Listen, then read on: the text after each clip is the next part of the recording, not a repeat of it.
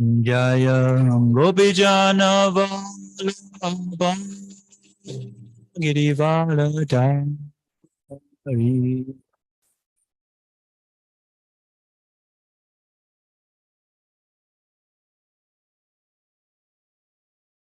Jaya Gopijana Vallabha Girivaladari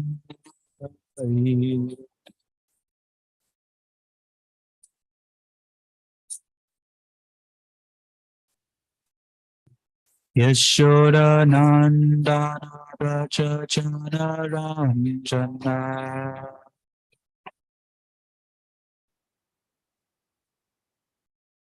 Yashoda Nandana Rajajana Ranjana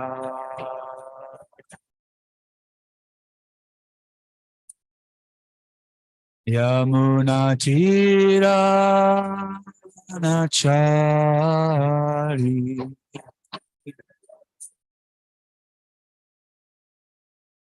Yamuna Tira Nachari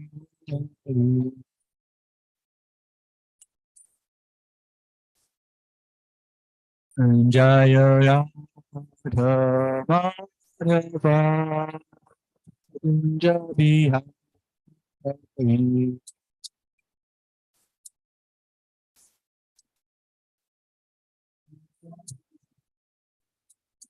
Jaya Radha Madhava Kunja Bihari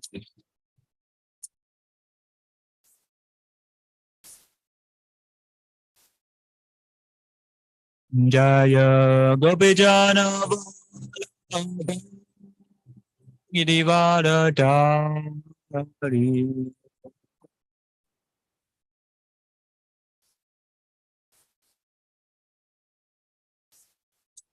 Jaya Gopijana Girivaradari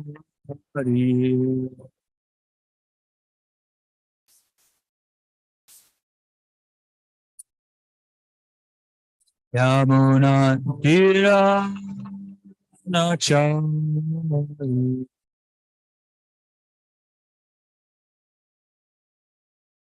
Yamuna Tira Nachari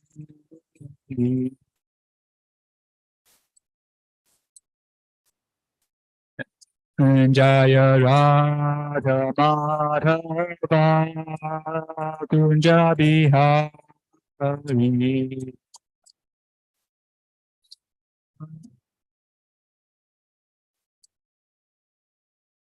Jaya Radha Madhava Kunja Bihari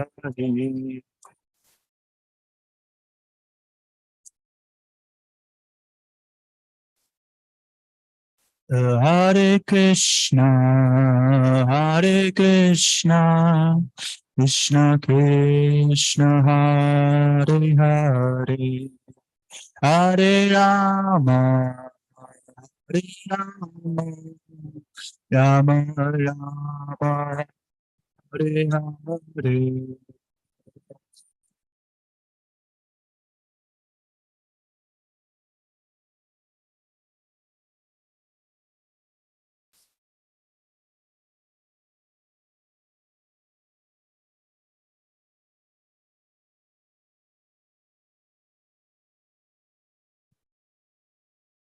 Hare Krishna, Hare Krishna, Krishna Krishna, Hare Hare, Hare Rama, Hare Rama, Rama Rama, Hare Hare.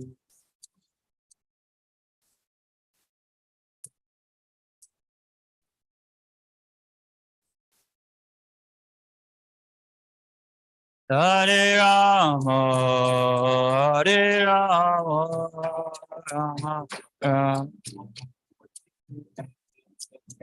Jaya Radha Madhava Kunja Bihari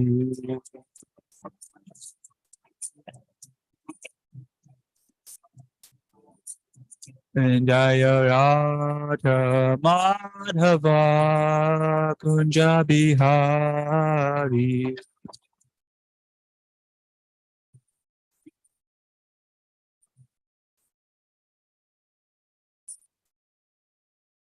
Shri Shri Gaur Nitai Ki Jai, Srila Prabhupada Ki Jai, Grantaraj Srimad Bhagavatam Ki Jai. Thank you, Prabhu.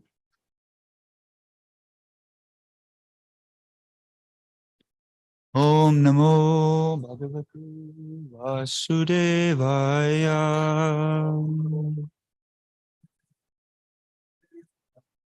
Om Namo Bhagavate Vasudevaya.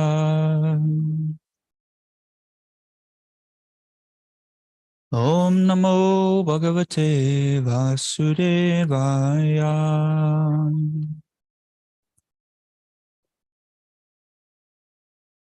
Reading from Srimad Bhagavatam, Canto 2, Chapter 2, The Lord in the Heart.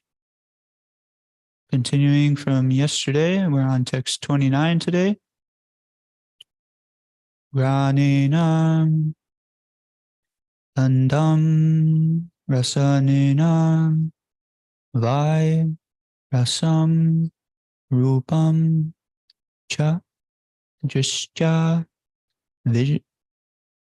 Vishvasanam Vacha Eva Shrotena Cha Upetya Nabhayaha Gunatvam Pranena Cha Akutim Upaiti Yogi Vanena Gandham Rasanena Virasam Rupam Chadrischa Swastanam Tvachaiva Shutrena Chopetyanam Pogunatvam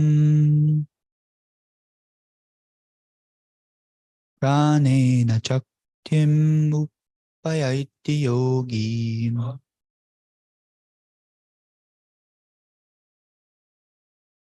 Pranena Gandham Rasanena Virasam Rupam Chadischa Swasanam Tachaiva Shochena Choptya Napogunatvam Pranena Chaktim Upayati Yogi Pranena Gandham Rasanena Virasam Rupam Chadischa Swasanam Tachaiva Shochena Choptya Napyo Gunatvam Pranena Chakutim Upayati Yogi.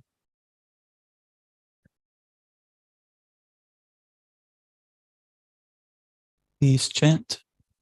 Pranena Gandham Rasanena Virasam Tena Gandham Rasanena Virasam Krishna Shasanam Chachaiva Om Chadrishtam Swasanam Chathaiva Shotre Jan Utrena Chopya Nalpotitaivam Pranena Chakutim Upaiti Yogi Rena Chaktum Upaiti Yogi Pranena Gandham Rasanena Virasam Pranena Gandham Rasanena Virasam Rupam Chadrisha Svasanam Twachaiva Rupam Chatischa Swasanam Chachaiva Shrochena Koptya Nabo Gunatvam Shochena Kope Taganapo Gunatvam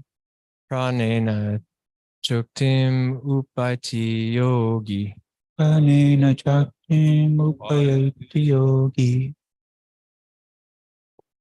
Granena Gandham Rasanena Vairasam. Ganena Gandham Rasanena Virasam. Rupam Chadrisya Swasanam Chachaiva. Rupam Chajisya Swasanam Dachaiva. Shrotrena Chopetina Bhogunatvam. Shochena Chopetana Bhogunatvam. Pranena Chakutimupaiti Yogi. Ganena Chaktum Upaiti Yogi.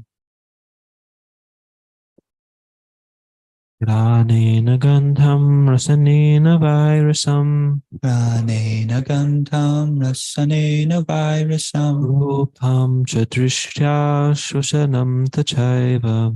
Rupa Chajisya Swasanam Dachaiva. Rotrena Chopetina Bhogunatvam. Shochena Chopetana Bhogunatvam. Pranena Chakutimupaiti Yogi. Pranena Chakutimupaiti Yogi. Granena Gandham Rasanena Vairasam. Pranena Gandham Rasanena Virasam. Rupam Chadrishtya Swasanam Tochaiva. Rupam Chajisya Swasanam Dachaiva. Shrotrena Chopetya Kunabhogunatvam. Shochena Chopetana Bhogunatvam. Granena Chakutimupaiti Yogi. Pranena Chakutimupaiti Yogi. Pranena Gandham Rasanena Vairasam Pranena Gandham Rasanena Virasam. Rupam Chadristya Swasanam Tvachaiva Rupam Chajisya Swasanam Dachaiva. Srotrena Chopetyana Bhogunatvam Shochena Chopetana Bhogunatvam. Pranena Chakutimupaiti Yogi Pranena Chakutimupaiti Yogi. Pranena Gandham Rasanena Vairasam Pranena Gandham Rasanena Virasam. Rupam Chadristya Swanam Twachaiva Rupam Chajisya Swasanam Dachaiva. Shrotrena Choktya Nabuho Gunatvam Shochena Chopya Nabaho Gunatvam. Pranena Chakutim Upaiti Yogi Pranena Chakutimupaiti Yogi. Pranena Gandham Rasanena Vairasam. Pranena Gandham Rasanena Virasam. Rupam Chajistya Swasanam Tochaiva. Rupam Chajisya Dachaiva. Shotrena Chopetina Bhogunatvam. Pranena Chakutimupaiti Yogi. Pranena Chakutimupaiti Yogi. Is there anyone online that would like to chant? Okay. Granena, by smelling, gandham, aroma, rasnena, by taste, vai, exactly, rasam, palate, rupam, forms, cha, also, jishcha, by vision, swasanam, and contact, vacha, touch, eva, as it were, shrotena, by vibration of the ear, cha, also, upetya, by achieving, nabaha gunatvam, identification of ether, pranena, by sense organs, cha, also, akutim, material activities, upaiti, attains. Yogi, the devotee.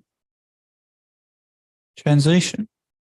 The devotee thus surpasses the subtle objects of different senses, like aroma by smelling, the palate by tasting, vision by seeing forms, touch by contacting, the vibrations of the ear by ethereal identification, and sense organs by material activities.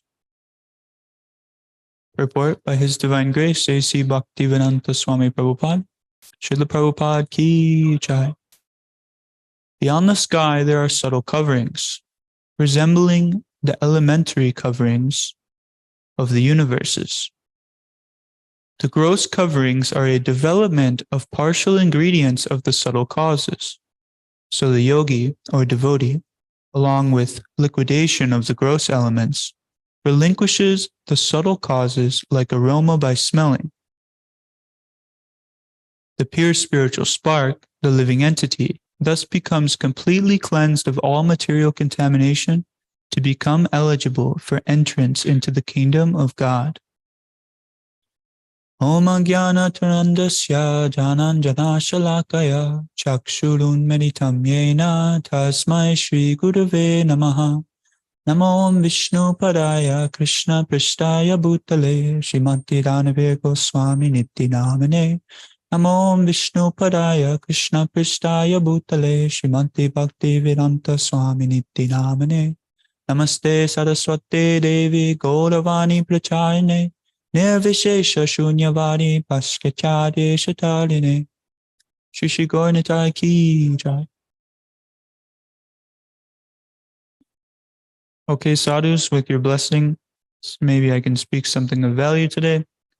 I hope everyone's sadhana was pakka this morning and off to a good start to the day. So the translation reads again, the devotee thus surpasses the subtle objects of different senses like aroma by smelling, the palate by tasting, vision by seeing forms, touching by contacting, the vibrations of the ear by ethereal identification, and the sense organs by material activities. So a little recap of the chapter, what it's about. It's entitled The Lord of the Heart, and Shukadev is instructing Maharaj Parikshit on more or less the yogi at this point in the chapter, meaning the Jnana yogi or the Ashtanga yogi. So he is instructing, or he is giving some information about the mechanical process of yoga, one of the many mechanical processes of yoga. And why is he describing this mechanical process of yoga if we are practicing bhakti yoga? That is a question that might rise up.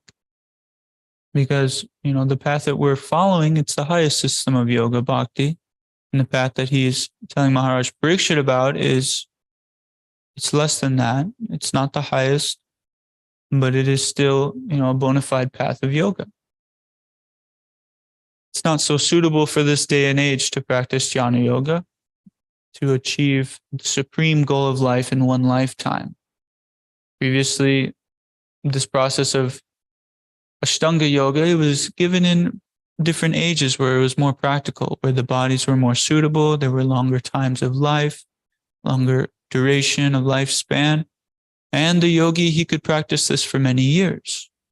Now, this process of jnana yoga, one must meditate for many, many years to attain perfection in this way.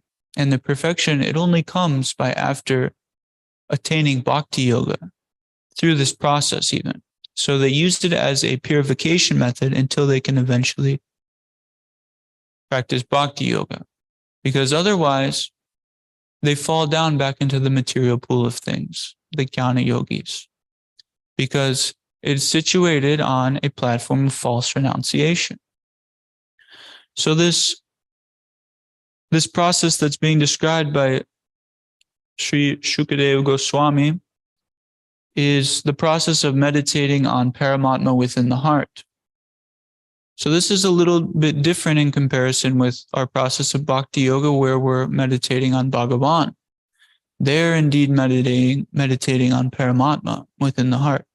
So it's a different form of meditation.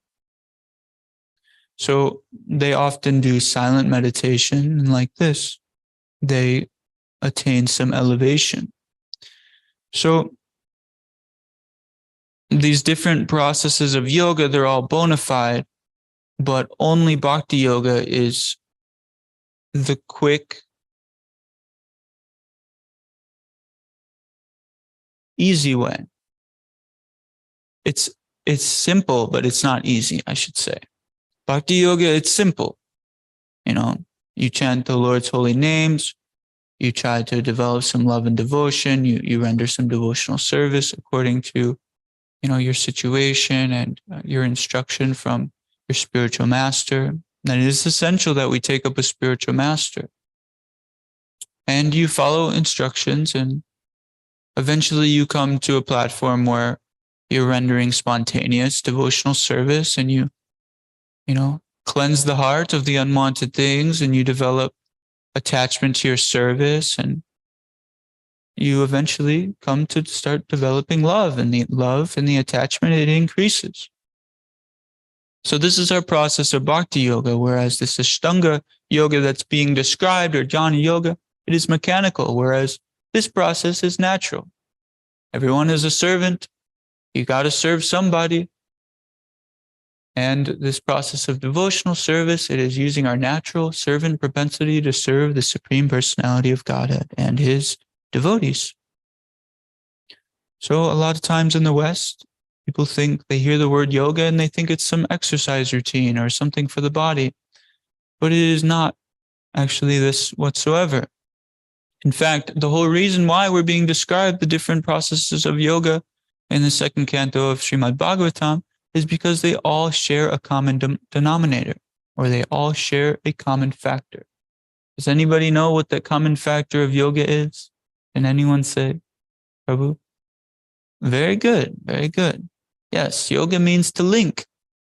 So whether you're practicing Jnana Yoga, Dhyana Yoga, Ashtanga, any form of yoga, Bhakti Yoga, it's all a linking method to link us with the Supreme. But due to the person's desire to link with the Supreme, the process changes. So what does that mean? Well, Bhakti Yoga, it has the purest motivation on pursuing yoga.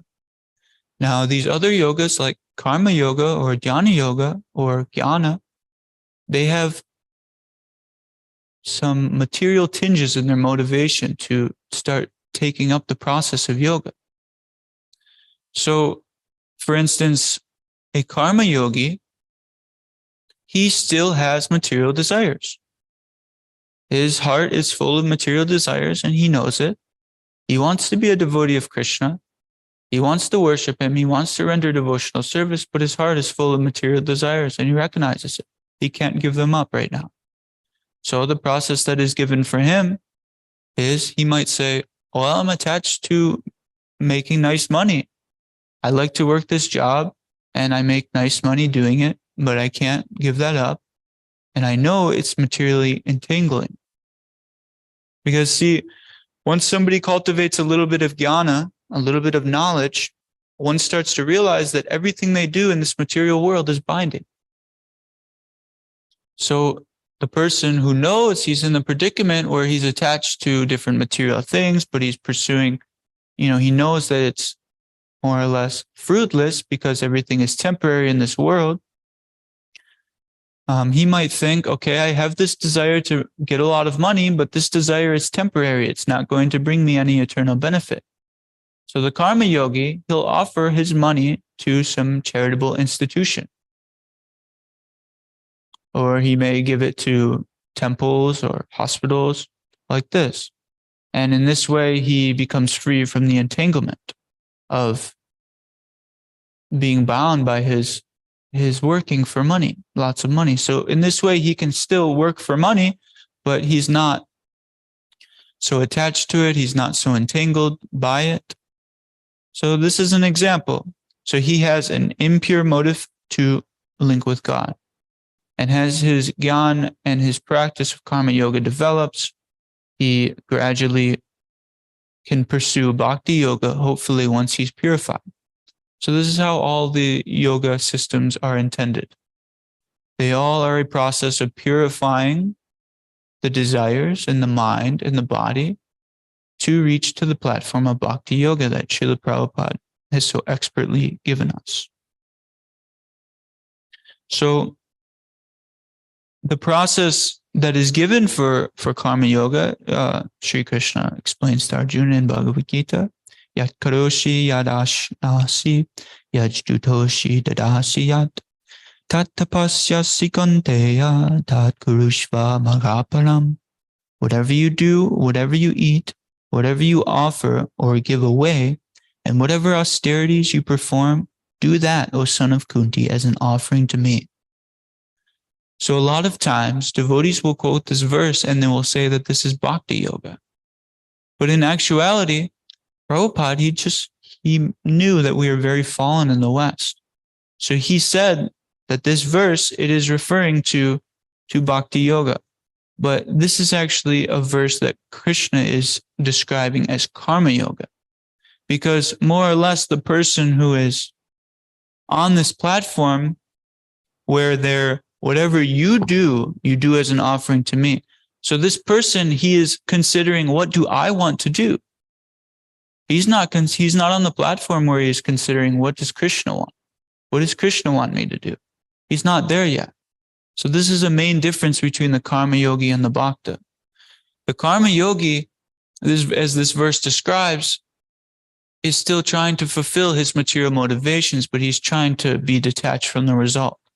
So Krishna is saying, anything that you do as an offering for me, dovetailing. So this is the beginner's guide to come to the platform of bhakti, but specifically this verse, it is relating to the karma yogi.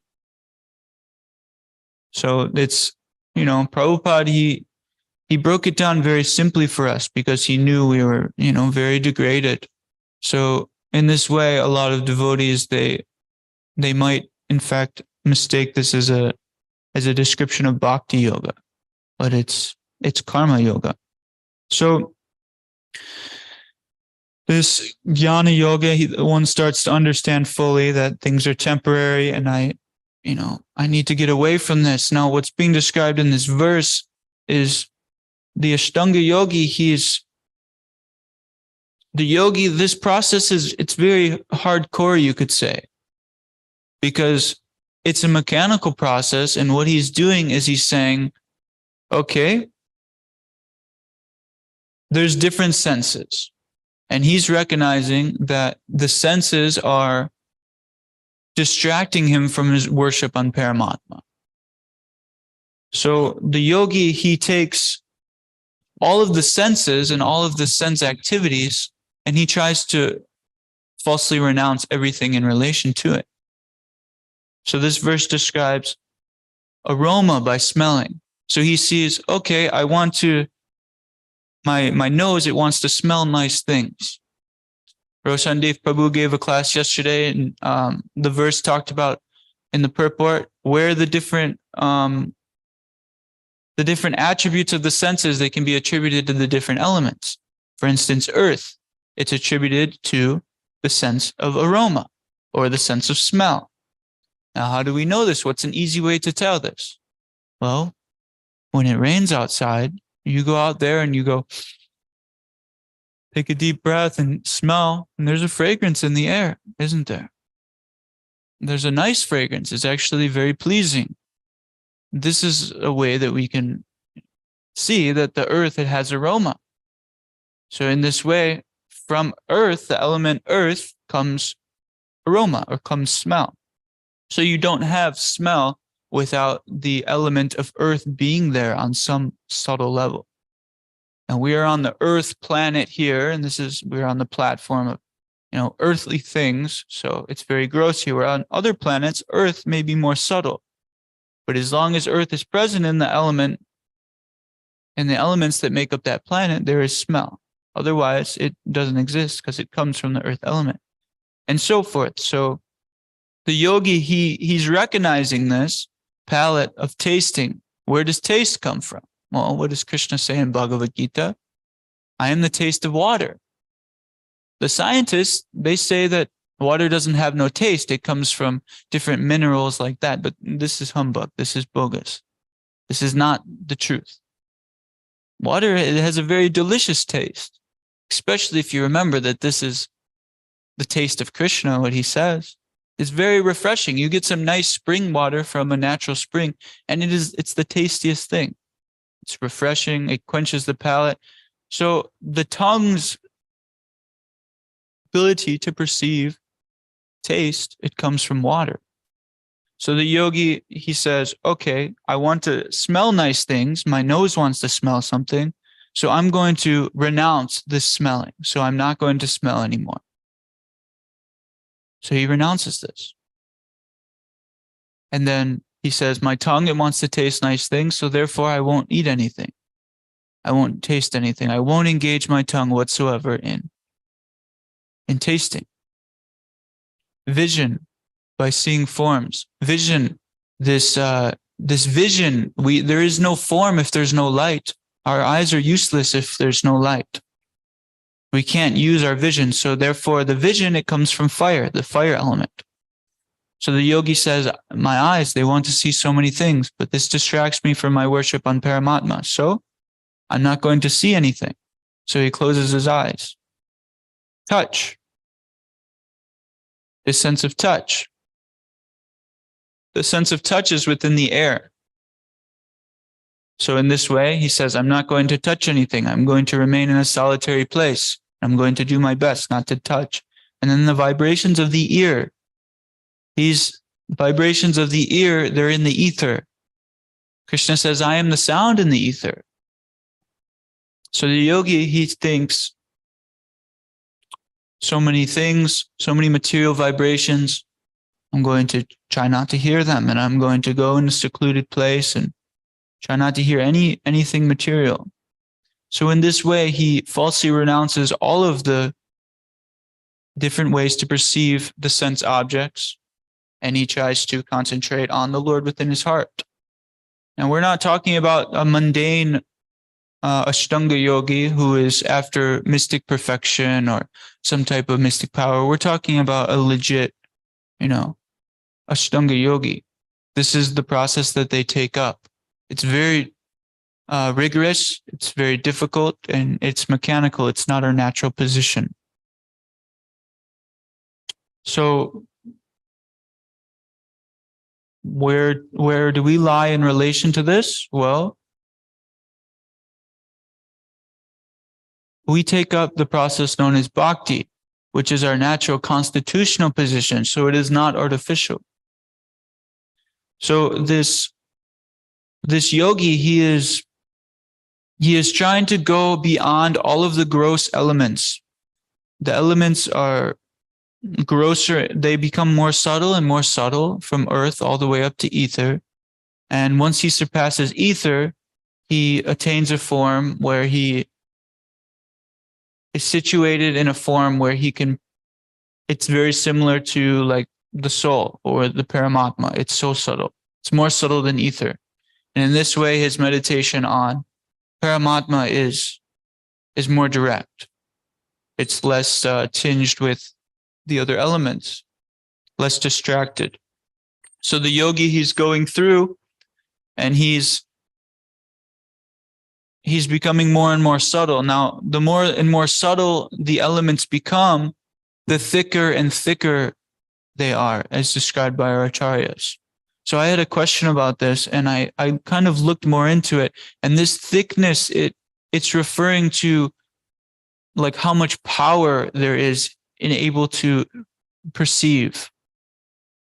So this gross material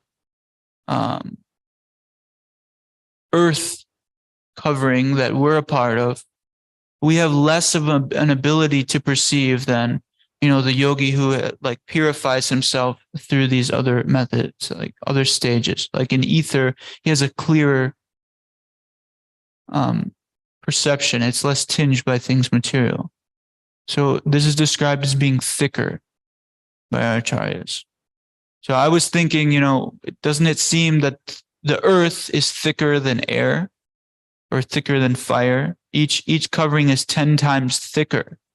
But the earth, like, as they become more subtle, they're described as becoming thicker. This thickness, it refers to what I explained. So it's actually like backwards of how I would think it perceives. I would think, earth is thicker than, water, like that. So it says that the pure spiritual spark, the living entity, thus becomes completely cleansed of all material contamination. So he knows he doesn't want to have anything to do with anything material, and the yogi, he's trying to cleanse himself of this material contamination so he can be fixed on, his meditation. And the yogi, Prabhupada writes, or he journeyed to other planets, and he writes about how the yogis, they at will choose where they go. And he goes beyond the material coverings of the material elements all the way up to Brahmaloka. And in Brahmaloka, all the bodies are made of intelligence. So they only have those two elements. They have intelligence and then they have ego in Brahmaloka. So all the bodies are made just up of these. Whereas as you go work your way down into the other planetary systems, the more and more elements are there. So this is a very, very subtle level in Brahmaloka, but it is still, in fact, material. So the yogi, he may want to go to Brahmaloka, but he still has to perish. His body still, it deteriorates. Of course, the soul is eternal, but if he wants to go to Brahmaloka and he wants to live for one day of Brahma and continue his meditation for that long, he can do.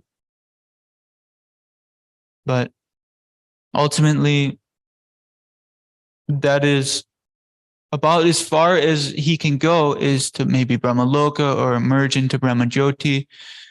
But when he's on the level where he's merging with Brahmajyoti, it is even more subtle. But this level, there's no variety. There's no variegatedness. There's very little activity. So we see these yogis, they have a tendency to want to stop all activity. But, what happens when you have to go to the bathroom? There's an activity you have to do, break your meditation. Or what happens if, and you're in the early stages of pursuing this and you have to eat? Well, you're breaking your meditation because you're not eating something spiritual. So although he can perceive food as Brahman and the ether around him is Brahman and all these sounds are Brahman, he's trying to exclude all of these things and get away from them. Where in this way he'll fall down because it's the soul's natural propensity to be engaged in some kind of activity. So the process of bhakti yoga, it's engaging in that activity and recognizing that your constitutional position is to be a servant of the Supreme Personality of Godhead. So it's not that we give any of these things up. We simply use them in Krishna's service. And we see that their relation to the Supreme Personality of Godhead, we see that relation and we do them only to give the Lord pleasure. So we're not acting on a platform of giving myself pleasure anymore. We're not acting on a platform of fulfilling my own desires, but fulfilling the desires of the spiritual master, because he is my guide to Krishna. Because he knows actually what Krishna wants. So we may not know what Krishna wants. In fact, we don't in our neophyte stages, but the spiritual master, he does. So he tells us like that. So the bhakti yoga goes about the aroma by smelling. Well, let me engage this in Krishna's service. Let me offer nice incense to the Lord. Let me offer a nice sweet-smelling flower to the Lord and smell it. So the mystic yogi, he says, this is sense gratification. This is Maya. This is the Mayavadi view on things, that this is Maya. But the bhakti yoga sees I'm offering this to Krishna, and out of love, I'm partaking in smelling this flower and meditating on how it gave the Lord pleasure. I'm meditating on how the nice incense aroma is enlivening the Lord's senses. So in this way, I use my own senses to meditate on the Supreme Lord and how that gave him pleasure. Next, the palate by tasting. Prabhupada said that this is the best part. The bhakti yogi, he engages his tongue in tasting the remnants of the Lord's foodstuff. So we cook nice palatable dishes for the Lord, and we take the remnants and we meditate on how, wow, the Lord, he accepted this as mercy. He didn't have to accept this, but he did. So let me partake in honoring the remnants because he honored it, and meditate on how this gave pleasure to the Lord's tongue.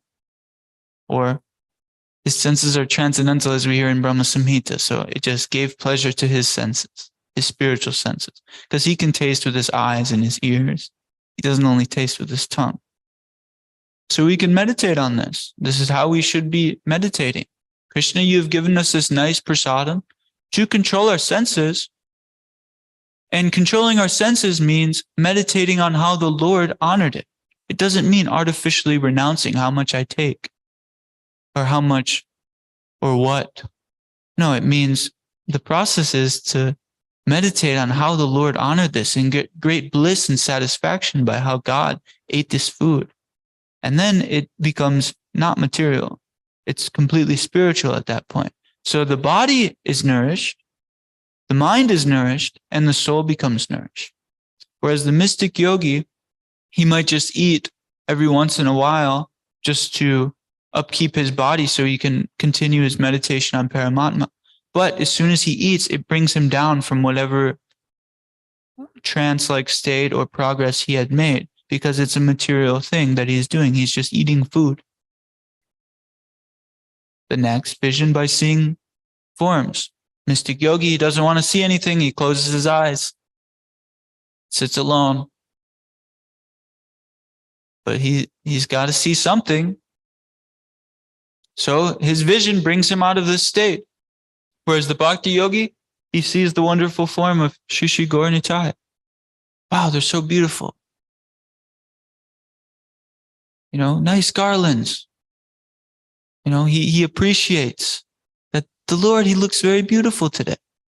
And he uses that as a meditation all day long. So he uses his vision in appreciating the Archa Vigraha form of the Lord.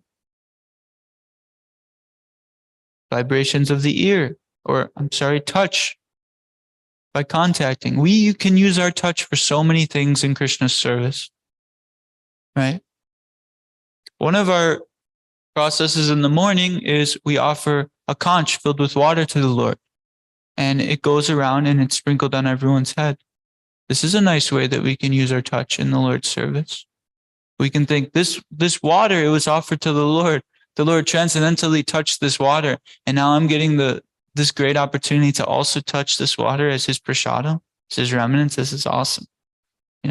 Or we can use our sense of touch to do so many different services. We can wash pots in the temple room. We can clean the floor. We can touch so many different things and think of how this is in relation to God. The vibrations of the ear. This is one of my favorites. Transcendental sound vibration, hearing, chanting, kirtan. This is the perfection of the ears, is to fill our ear holes with the transcendental vibration of the holy name. This is what our life and soul is. We should take this up as much as possible. So in this way, we're not hearing material things anymore. So they're completely spiritualized, and they greatly deepen our Krishna consciousness when we sacrifice the hearing process. In fact, this is the position of the brahmachari, is to sacrifice the hearing process, always. Hearing always transcendental sound vibrations. And in this way, he stays absorbed in Brahman and absorbed on Bhagavan. Supreme Personality of God. A brahmachari means one who's absorbed in Brahman.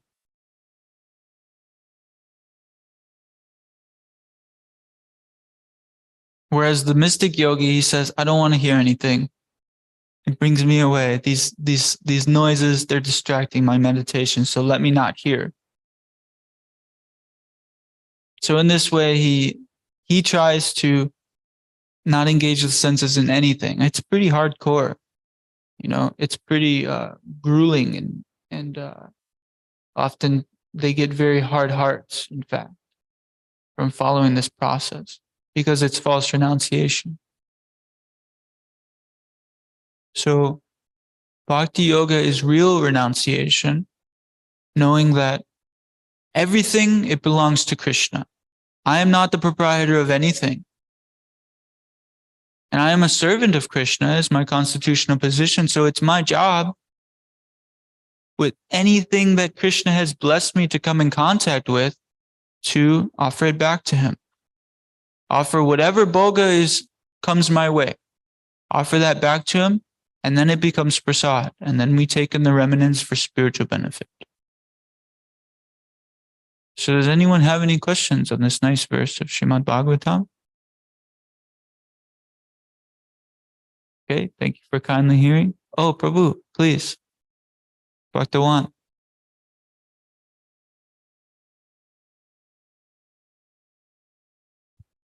Just a quick little one. So you repeat what the body is made out of, which is I got earth, water, fire. Then what are the other ones? The body is comprised of 8 material elements: earth, water, fire, air, ether, mind, intelligence, and false ego. Cool. Thank you so much, Prabhu. Yeah, absolutely. Okay, Grantaraj Srimad Bhagavatam ki jai, Srila Prabhupada ki jai. All glories to the assembled devotees.